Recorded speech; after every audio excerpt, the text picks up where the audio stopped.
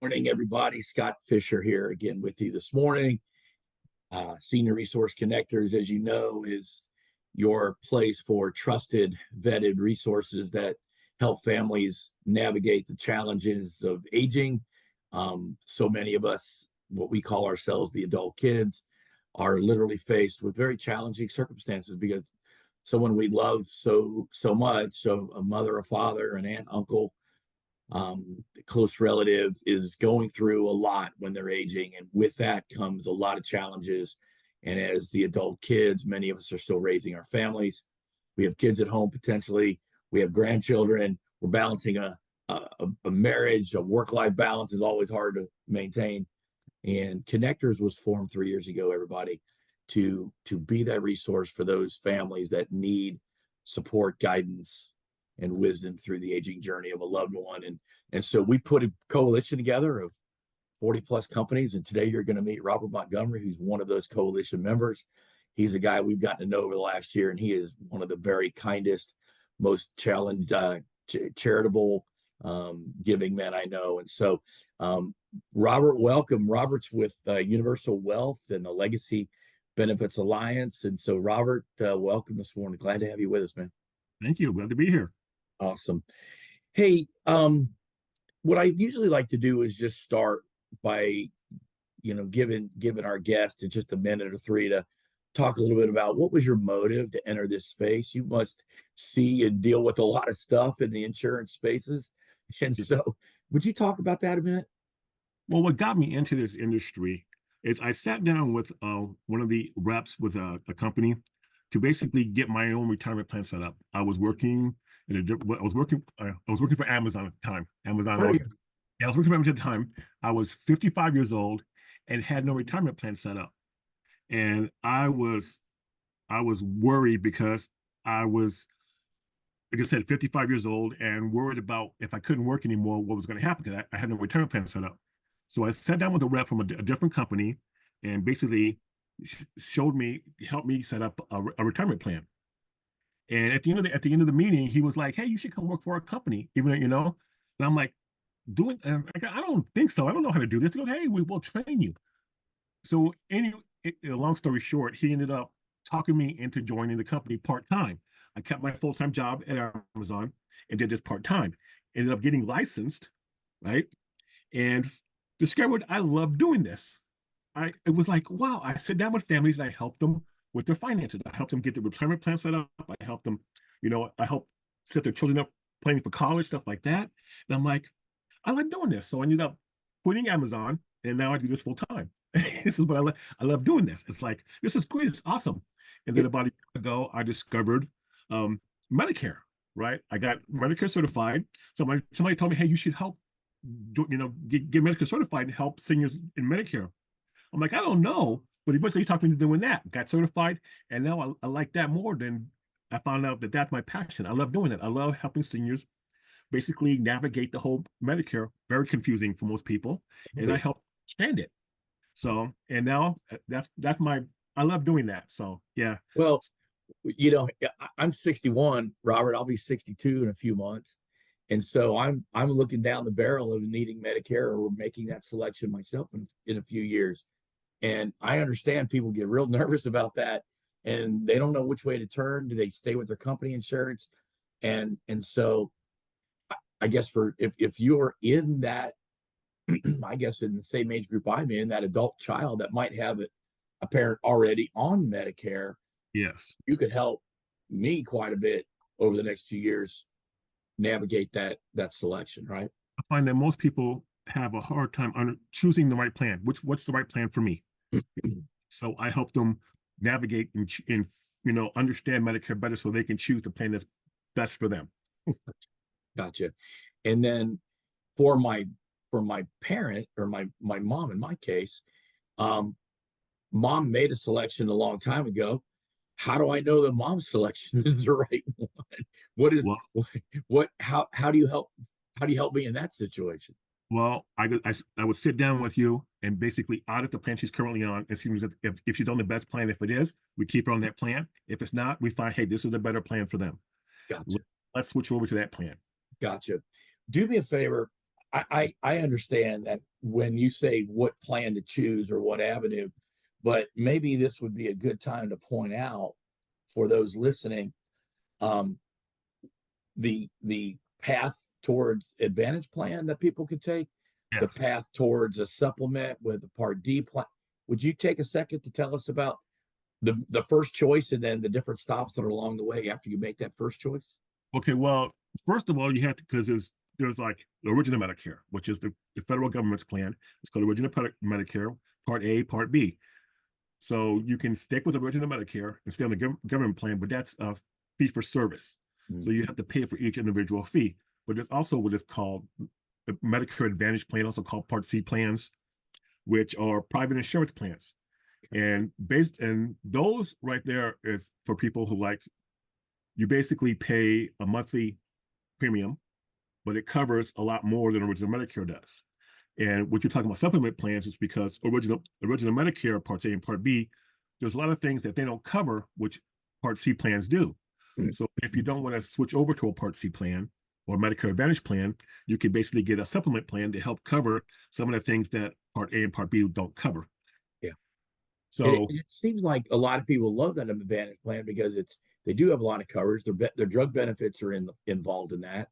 yes, If you're used to being on like a company health plan that might have been an HMO or a PPO with a provider panel, you had to select your providers from that panel. Then the Advantage plan feels very natural for a lot of people if they've had a plan like that previously, right? absolutely yes, because part Advantage plans are the same way. You have either you can do an HMO plan or a PPO plan. You can attach Part D, which is your prescription plan. So it Okay. helps cover prescription. So so you don't, it help covers the high cost of some drugs that you may be on. And yeah, and like I said, original Medicare, there are a lot of holes in original Medicare, which you can either add a supplement plan to help cover, or you can switch over to a Part D, a Medicare Advantage plan, which will cover those as well. So basically, I would sit down with you and see which one is the best path for you to go on. You know, maybe you like original Medicare and you want to stay on it. Okay, let's get a supplement plan for you in place then. Or maybe, hey, there's too many holes in this. I need better coverage. Okay, well, here's some plans, Medicare Advantage plans, which will cover those holes that you're not covered, not currently being covered. So these are the companies that offer these plans. And I find that, because the Medicare Advantage plans, they have a lot of benefits that original Medicare doesn't cover. Like they have um, card, every single month you'll get a certain amount of money you can use for like groceries, you can use for over-the-counter medication, stuff like that, which original Medicare doesn't do. So Well, and I know that with the original Medicare and why my mom selected a supplement for her is if she's a high utilizer, she has a lot of healthcare needs, she tests being run, you know, various things, blood work, Medicaid that aren't covered. She's got to use that supplement and that Part D plan to cover those holes that you talked about, so that she yeah, doesn't have, you know, um, copays that are really large. Because if she had some of these tests that the insurance didn't cover, she'd be left with 20% of her bill, and 20% of several $1,000s is unaffordable to her on a and on a it's really interesting because I recently sat down with a woman who I said she was basically panicking because she needed dental work done. And the Mhm. class she was on, they were going to charge her like $20,000 to do this, and she didn't have the money. Right. So I was able to find a plan that actually covered the dental work for her, so she didn't have to show she was not out of pocket. And it was interesting because she calls me up and she's so excited. She's like, "Thank you, thank you, thank you, And she was so excited about getting her dental work covered, and I really didn't think it was anything about it, but she was Yeah. so, Yeah. and I felt so good about helping her do that. That was like, oh, okay, well, no pain, no problem. I love doing Right. that. But the way when she called me back and was just like thanking me so gracefully for helping her find a plan that was going to cover that dental work for her, it was just like, wow, I love Yeah. this. Yeah. But I've been you two things I thought about. I thought about, hey, look, you're doing your own homework and discovered your purpose and Yeah, walked your way through that door into a new career. Um, I was working in my original chosen career path, in long-term psychiatric treatment centers for teenagers. Robert, I don't know if you knew this or not. I was the director of nursing for what we called a residential treatment center for kids who had mental health issues, were kicked out of school, behavioral problems. And we had kids from 2.5 years, 6 months to 2.5 years. I mean, we would spend 2 or 3 birthdays with us sometimes. Well, one day particularly, this boy was having an issue, and I was helping my staff escort him from the campus where the school was over towards where the living center was, where the nursing staff worked. And he got combative. There was a time in those centers where sometimes they become physical, gets hands on. The kid had to be restrained because he got aggressive and took a swing at one of our staff. And so I ripped all the ligaments in this hand, had to have multiple surgeries on it. But I had no idea that when I started to reevaluate my career, I was going to go, well, now what am I going to do? I shouldn't be working with these agitated kids anymore. I need to find somebody else for a new career focus. And it became the elderly. I started working with families. My nursing practice took me towards folks that were suffering from various forms of dementia. That was my primary focus. That was 25 years ago, man. And so here we are all these years later, in a sense, drawn to, because something personal happened to us, and we find our purpose, or we find our passion through those doors. Even though you were 55, I was 40 when I started my business, and but had already been working down the road. So it's really fascinating how that happens to so many of us. Well, quick story. I mean, talking about that, why I'm so passionate about this industry and financial service and helping family with their finances was my mother, right? My mother, she passed away from cancer back in 1996. She died of cancer. When she got diagnosed with cancer, I watched as my mother lost everything financially. I mean, everything was taken. Just fighting the cancer wiped her out financially, to the point when she died back in 1986. My siblings, my sisters and brothers, we were struggling on paying for her funeral. We didn't have the money.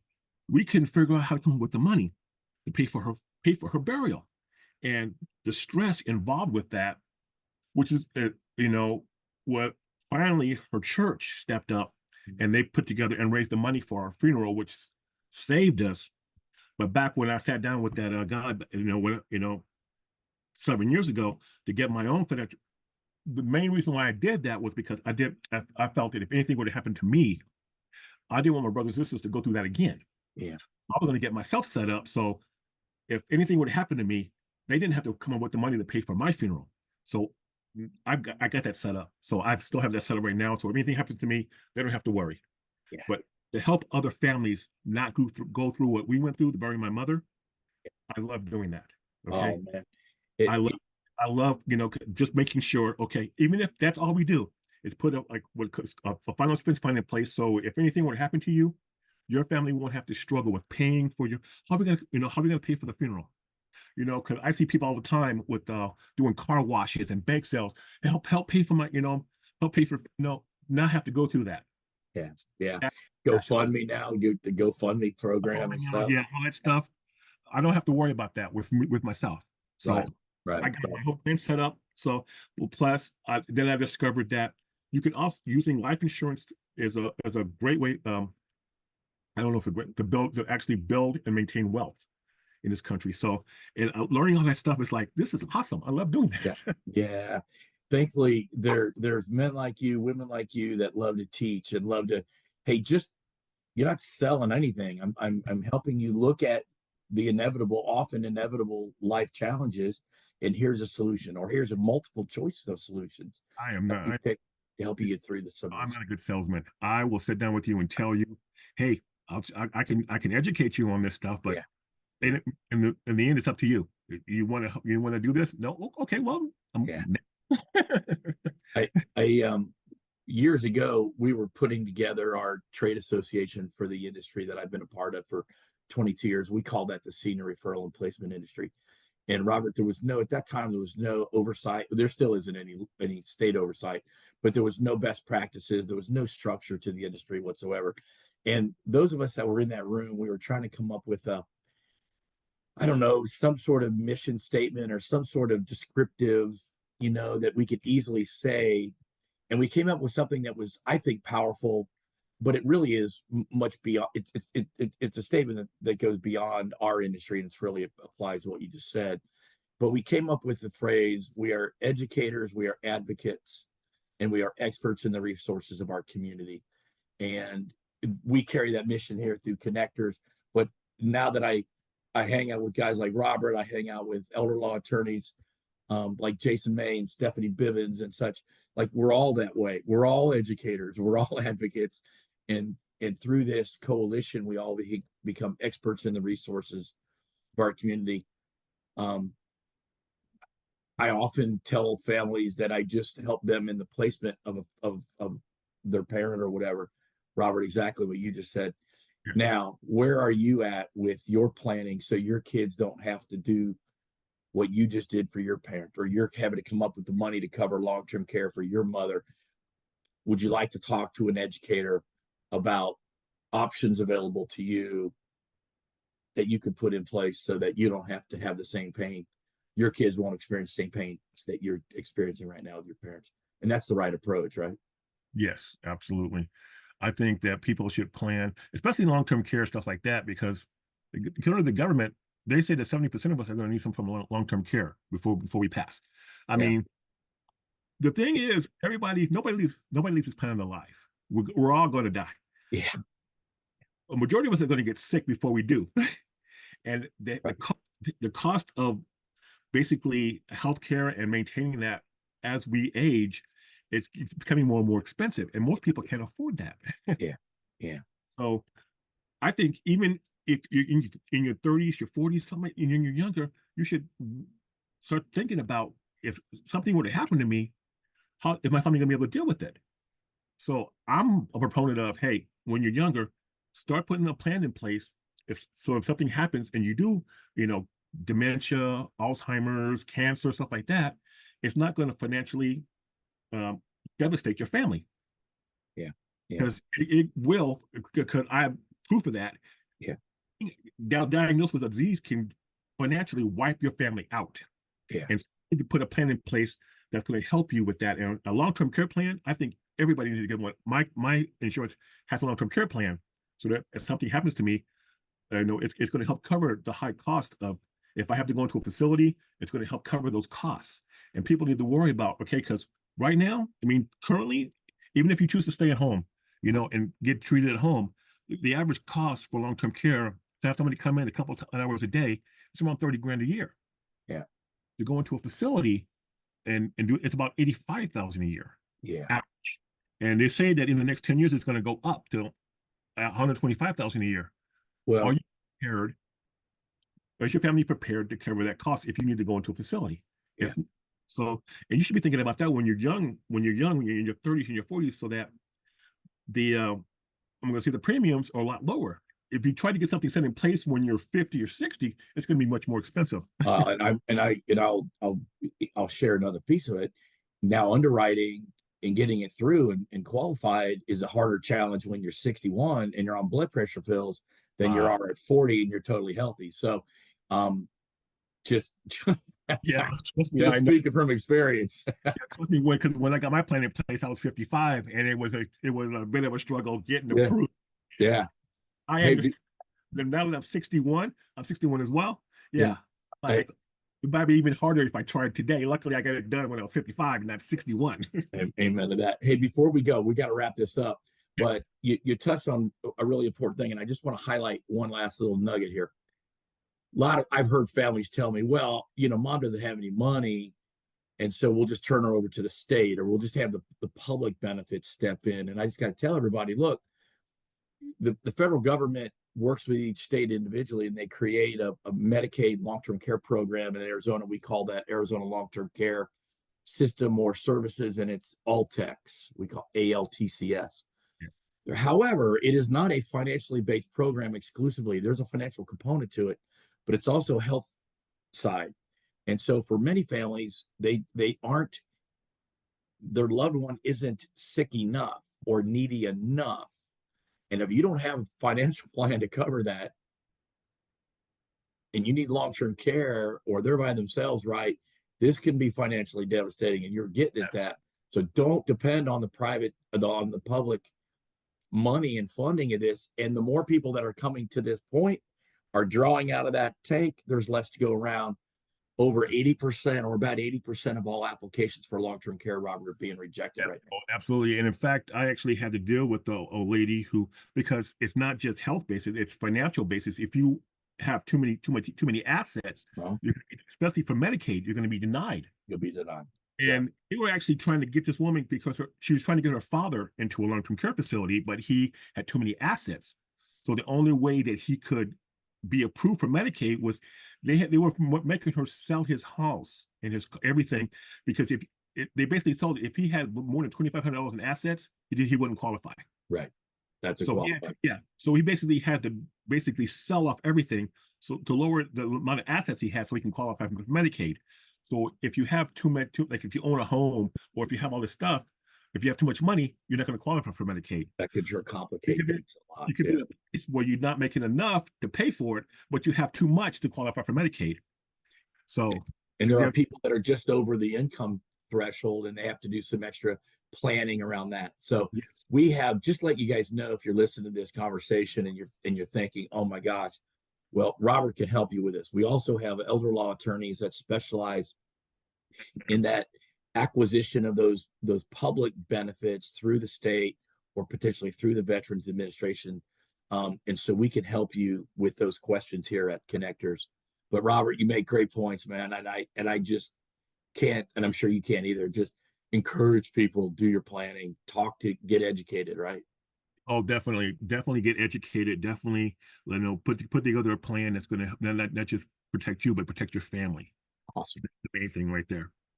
I always enjoy talking to you, man. You are just one of the best dudes. I have enjoyed our friendship a lot this year, and appreciate your all the contributions you make to the group. You make it better for all of us, and I know you do great work with families. I can sit here all day and talk to. I mean, meeting Stacy. Uh, I met Stacy almost a year ago Yeah. at a networking event. We sat down for coffee, and she told me about this group. And then through this group, I got to meet Scott and some of the other people in the group, and it's been great. And like I said, because we're on the same mission, and Yeah.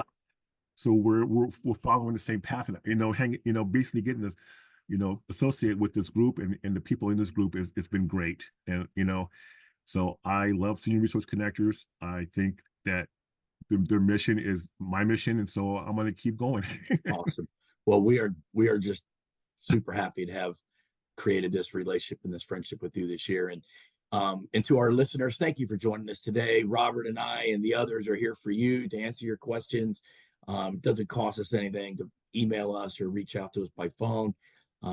Stacy, my wife, is our ambassador, and she does an amazing job at bringing awareness to the community about the work we're doing and the mission that we're on. So thanks for joining us. Robert's contact information will be included here with the video, as well as our email and phone number at Connectors. You're having me on, Scott. Good to talk to you. Thanks.